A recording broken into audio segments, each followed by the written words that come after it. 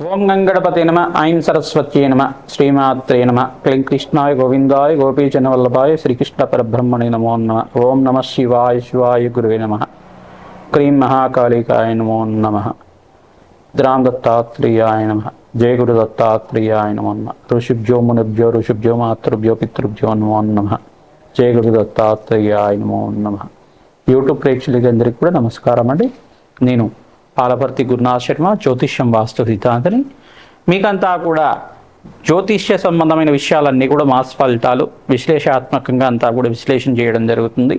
ప్రధానంగా చూసుకుంటే గోచారరీత్యా గ్రహాల యొక్క స్థితిగతి, కలియిక, వాటి ప్రభావం అంతా కూడా వివిధ స్థానాల్లో మారడం వల్ల, ఒక రాశి నుంచి ఇంకో రాశికి మారడం వల్ల గోచారరీత్యా గోచార చక్రవశాత్తు గ్రహాల యొక్క ప్రభావం అంతా కూడా ఏ రకంగా ఉంటుంది, ఏం పరిహారం చేసుకుంటే కనుక గ్రహదేవతలు ప్రీతికరంగా దోష నివారణం అంతా కూడా చేసుకుంటే కనుక శీఘ్రంగా అష్టేశ్వరి యోగము, భోగభాగ్యాలు, రాజ్య సంపద, ధనాదాయం పెరగడానికి, వ్యాపారంలో అభివృద్ధి కలగడానికి ఏం పరిష్కారాలు ఆచరించాలి అనేది తెలుసుకోవడం జరుగుతుంది. ప్రధానంగా చూసుకుంటే గోచార చక్రం అనేది మానవాళికి అంతా కూడా ప్రస్తుత కాలంలో గ్రహాల యొక్క సంచారం మేరకు మాత్రమే. ఖగోళ శాస్త్రంలో గ్రహాల యొక్క సంచారం అంతా కూడా కొన్ని గ్రహాలు ప్రధానంగా చూసుకుంటే కొన్ని గ్రహాలంతా కూడా నెల రోజులకి మారుతాయని చెప్పేసి ఒక రాశి నుంచి ఇంకో రాశికి మారుతూ ఉంటాయి. కొన్ని గ్రహాలు అయితే కనుక ఆ యొక్క 18 నెలలకి మారుతాయని చెప్పేసి, మరియు కొన్ని గ్రహాలు అయితే కనుక సంవత్సరం రోజులు మారుతాయని చెప్పేసి, కొన్ని గ్రహాలు అయితే కనుక ప్రధానంగా చూసుకుంటే 2.5 సంవత్సరాలకు ఒకసారి కనుక మారుతూ ఉంటాయని చెప్పేసి, మళ్ళీ కొన్ని గ్రహం అయితే కనుక 2.5 రోజులకు ఒకసారి మారుతూ ఉంటుంది. ఇట్లా గ్రహ యొక్క స్థితిగతి, కలియిక అంతా కూడా చూసుకుంటే ఈ గ్రహాల యొక్క ఖగోళ శాస్త్రంలో వాటి ప్రభావం అంతా కూడా మానవాళి మీద ఉంటుంది. తద్వారా పూర్వజన్మలో చేసుకున్న కర్మ సిద్ధాంతం బట్టి, పూర్వజన్మలో చేసుకున్న పుణ్యాన్ని బట్టి మనకొచ్చే సంపదన, ఆదాయము మరియు ధనాదాయం పెరగడానికి ఆస్కారం ఉంటుంది.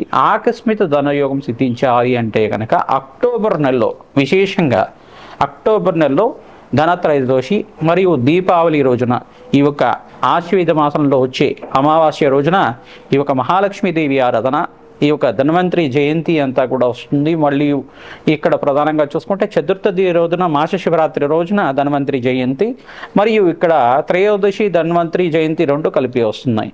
మరియు ఈ యొక్క ప్రదోషవతనం సమయంలో అంతా కూడా ప్రధానంగా సాయంకాల వేళలో ఎప్పుడైతే కనుక త్రయోదశి అనేది సంభవిస్తుందో ఆ సమయంలో అంతా కూడా చూసుకుంటే ద్వాదశి, త్రయోదశి సమయంలో అంతా కూడా ఈ యొక్క ధనత్రయోదశి అంటారు.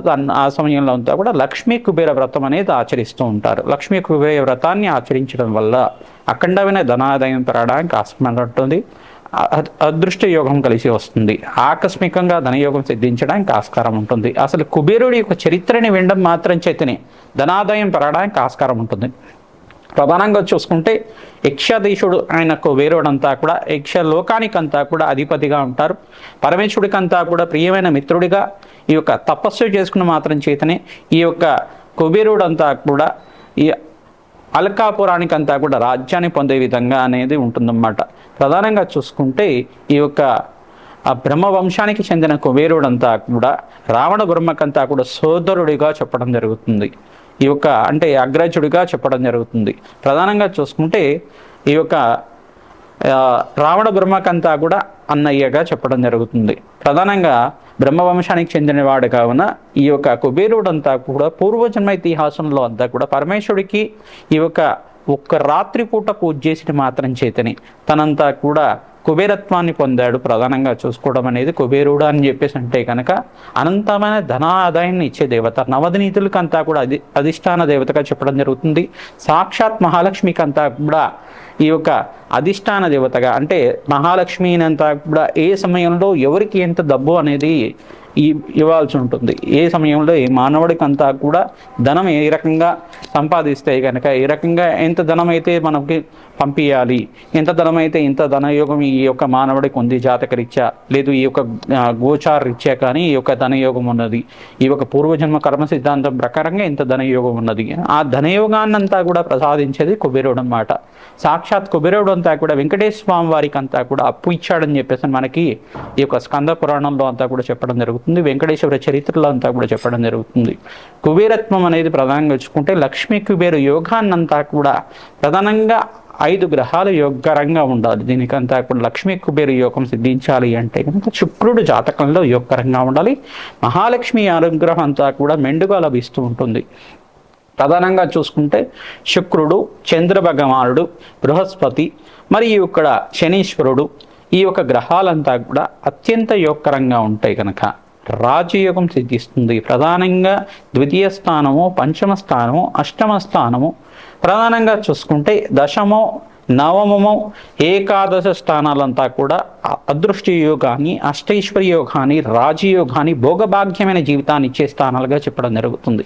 ఈ యొక్క స్థానాలంతా కూడా చూసుకోవడం వంశాభివృద్ధికి కారణమైన స్థానాలంతా కూడా ఇది విపరీత రాజయోగాన్ని ఇచ్చే స్థానంగా చెప్పబడుతుంది. భోగభాగ్యమైన జీవితం, రాజ్య సంపదలు, అదృష్ట యోగము, ఐశ్వర్య యోగం సిద్ధించడానికి ఈ స్థానాలు కనుక మంచి గ్రహాలు ఉచ్చ స్థానాల్లో ఉండి శుభవీక్షణగా ఉంటాయి కనుక పాపగ్రహాలతో రాహుకేతుతో పాటు కలవకుండా ఈ ఒక జాతకరీత్యా మీకంతా కూడా శుభయోగాన్ని ఇచ్చే విధంగా ఉంటాయి కనుక శుభవీక్షణ, శుభగ్రహాల యొక్క శుభస్థానంలో శుభవీక్షణ ఉంటే కనుక మీకు రాజయోగం సిద్ధించడానికి ఆస్కారం ఉంటుంది. మేషాది ద్వాదశ రాశుల వాళ్ళకి ధనత్రయోదశి రోజున ఎటువంటి ఫలితాలు వస్తాయి? ప్రధానంగా మీరు చేసుకునే వ్రత విధానంలో కానీ, ప్రతినిత్యం కూడా చేసుకునే ఈ యొక్క పూజా విధానంలో కానీ ఎటువంటి పూజ అధికారాలు చేసుకోవడం వల్ల, పూజాది కార్యక్రమాలు చేసుకోవడం వల్ల విపరీత రాజయోగం సిద్ధిస్తుంది. ధనత్రయోదశి రోజున విశేషంగా ఆశ్వేత మాసంలో వచ్చే ధనత్రయోదశి రోజు అఖండమైన పుణ్యప్రాప్తి కలిగిస్తుంది. వ్యాపార స్థలంలో ఎటువంటి మార్పులు చేసుకోవాలి అనేది తెలుసుకోవడం జరుగుతుంది. విపరీతంగా మీకంతా కూడా రాజయోగం సిద్ధించడానికి, అదృష్టయోగం కలిసి రావడానికి మరియు అనంతమైన అష్టైశ్వర్య ప్రాప్తి కలగడానికి, మహాలక్ష్మి స్థిర నివాసంగా ఉండడానికి ఎటువంటి పరిష్కారాలు ఆచరించాలి అంతా కూడా విశ్లేషాత్మకంగా గోచారిత్యా గ్రహాల యొక్క స్థితిగతి మేరకు అంతా కూడా విశ్లేషణ చేయడం జరుగుతుంది. ప్రధానంగా చూసుకుంటే మీనరాశిలో గోచారిత్యా శని భగవానుడు సంచారం జరుగుతుంది. ఇక్కడ తులారాశిలో అంతా కూడా సూర్య భగవానుడు, బుధుడు, అంగారకుడు సంచారం జరుగుతుంది. తులారాశిలో అంతా కూడా శుక్రుడి యొక్క నీచ స్థానంలో సంచారం జరుగుతుంది. ఇక్కడ ప్రధానంగా చూసుకుంటే కేతువు అంతా కూడా సింహరాశిలో సంచారం జరుగుతుంది.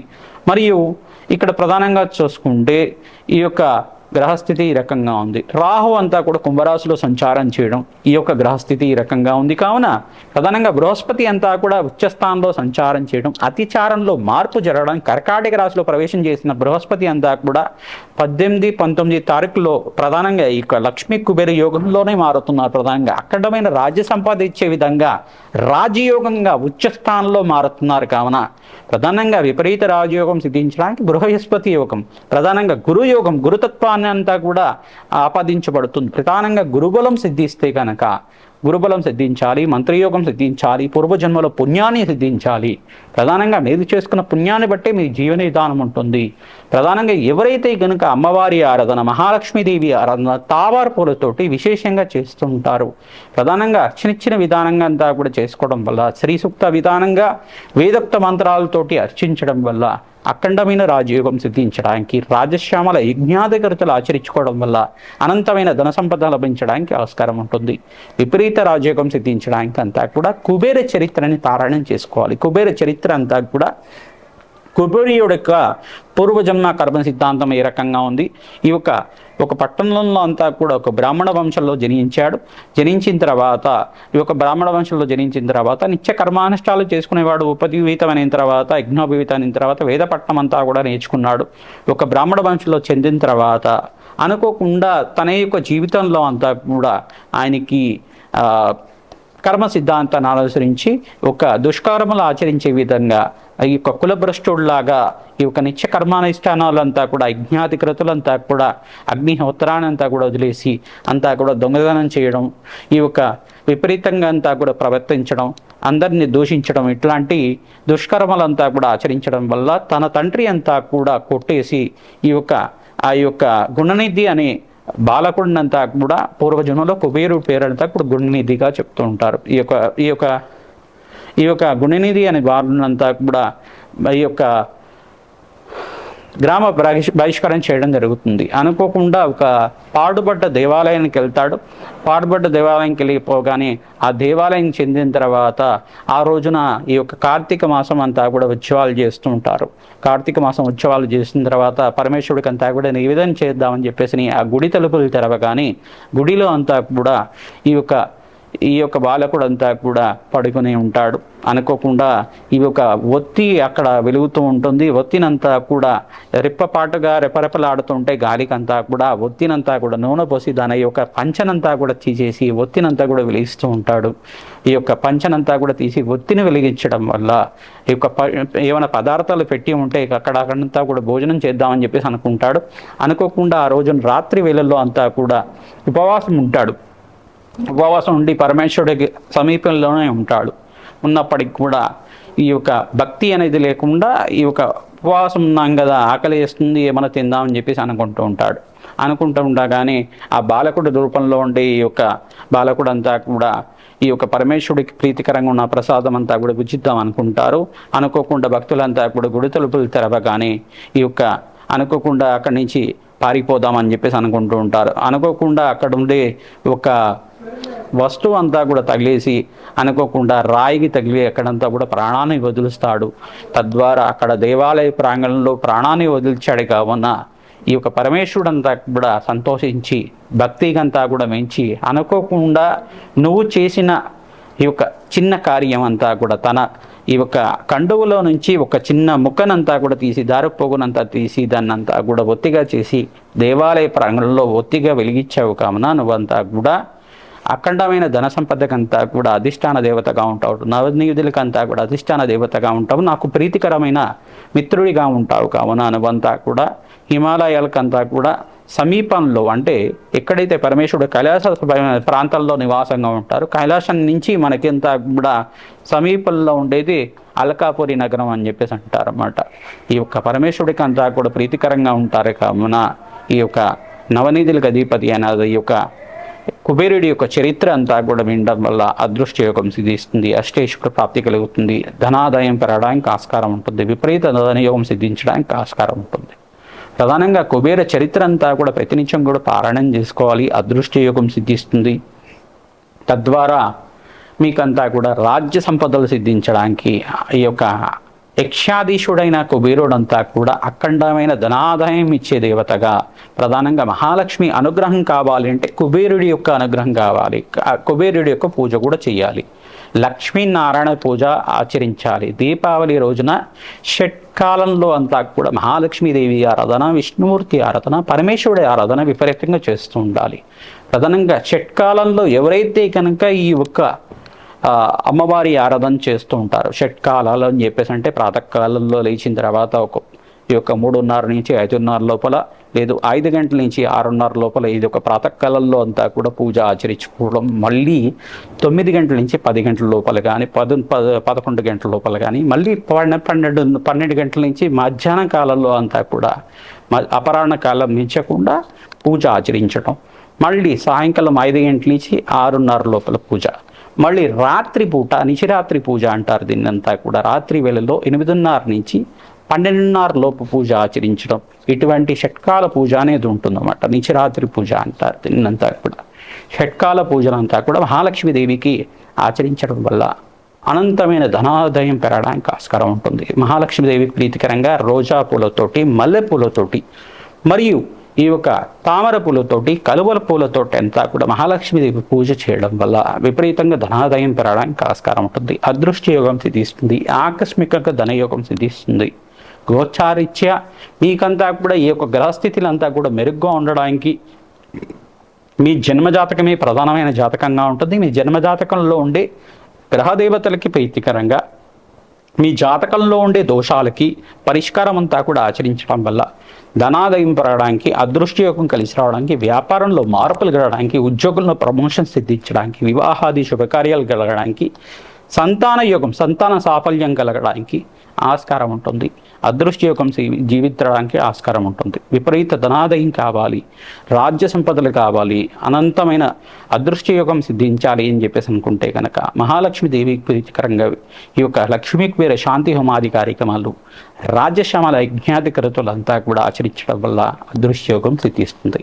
మీనరాశి జాతకులకి అక్టోబర్ నెల మాస ఫలితాల్లో భాగంగా అక్టోబర్ 18, 19, 20 తారీఖులో ఎటువంటి పరిష్కారాలు ఆచరించాలి? ప్రధానంగా చూసుకుంటే ఇక్కడ ధనత్రయోదశి మరియు ఇక్కడ ప్రదోష వ్రతం అంతా కూడా వస్తుంది. మరియు ధన్వంతరి జయంతి, మాస శివరాత్రి సంభవిస్తుంది. అమావాస్య రోజున, ఆశ్వేజ మాస అమావాస్య రోజున మహాలక్ష్మీదేవికి ప్రీతికరంగా దీపావళి రోజున మీరంతా ఇప్పుడు విశేషంగా షట్కాల పూజని ఆచరించాలి. ఈ యొక్క 6 కాలాల్లో మహాలక్ష్మీదేవిని ఎవరైతే పూజ చేసుకుంటూ ఉంటారో అదృశ్యయోగం సిద్ధించడానికి ఆస్కారం ఉంటుంది.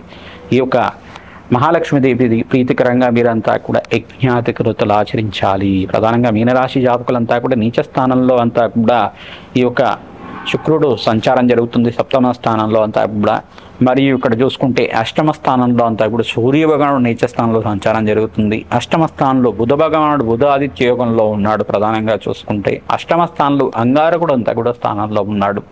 ప్రధానంగా గోచారీత్యా ఇటువంటి గ్రహాలంతా కూడా కొన్ని బలహీనపడడం వల్ల మిశ్రమైన ఫలితాలు రావడానికి ఆస్కారం ఉంటుంది. మాసాంతంలో అంతా కూడా ఆకస్మిక ధనలాభం సిద్ధించడానికి ఆస్కారం ఉంటుంది. విశేషంగా మహాలక్ష్మీదేవి ఆరాధన తామర పూలతోటి, చెరుకు రసంతో, తేనెతోటి, సుగంధమైన ద్రవ్యాలతోటి, ఈ యొక్క నారికేళ్ల జలంతో అభిషేకాది హోమాది కార్యక్రమాలు చేసుకోవడం అదృష్టయోగం సిద్ధించడానికి ఆస్కారం ఉంటుంది. తెల్ల ఆవాలతోటి, తెల్ల నువ్వులతోటి అమ్మవారికి ప్రీతికరంగా శ్రీ సూక్త విధానంగా లక్ష్మీ కుబేర మూలమంత్ర సహితంగా అంతా కూడా యజ్ఞాతికృతులు చేసుకోవడం, అష్టోత్తర నామాలతోటి ఓం శ్రీం మహాలక్ష్మీ దేవ్యై నమః నామంతో కూడా అష్టోత్తర నామాలు ప్రతినిత్యం కూడా చేసుకోవడం వల్ల మీకు అఖండమైన లాభాలు సిద్ధించడానికి ఆస్కారం ఉంటుంది. అదృష్టయోగం కలిసి వస్తుంది.